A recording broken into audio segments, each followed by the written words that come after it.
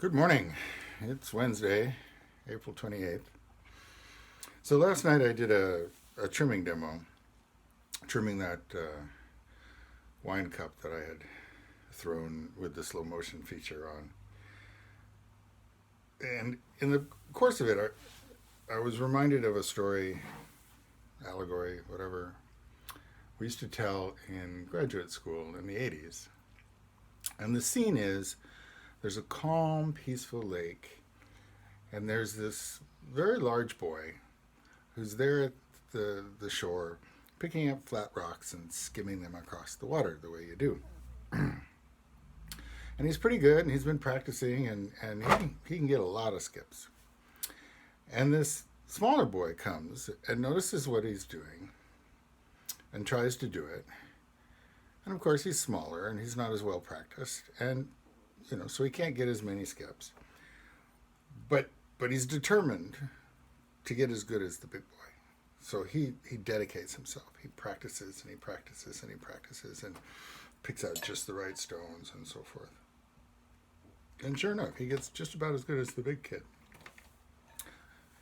And then this girl comes along.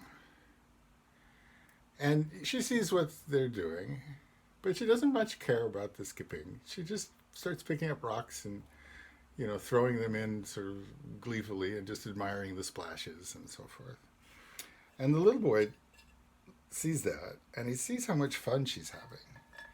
And he decides that with some dedication and practice, he can learn to do what she's doing too. And the meaning, as it was given to us, was that the big kid was China, and the smaller boy was Japan, and the girl was Korea. And the realm is, of course, ceramics. So the big boy has time and size and has a lot of advantages, and creates a lot of beautiful things as for centuries. And the Japanese have worked very hard and have some very good pots. And the Koreans, at least as a generalization, were just making pots to be useful.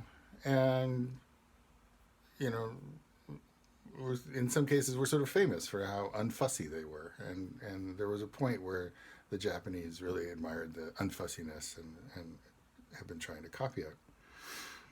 I'm not quite sure what we would do trying to add an American to that scene.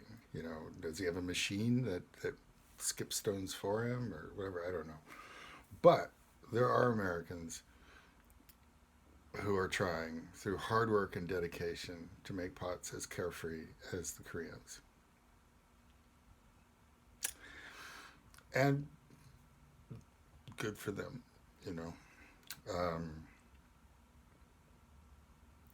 It can be a problem when we as Americans try to copy work from other cultures.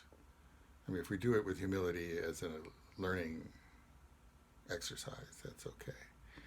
If we do it because we've decided that that's the aesthetic that's best, it's a little more of a problem.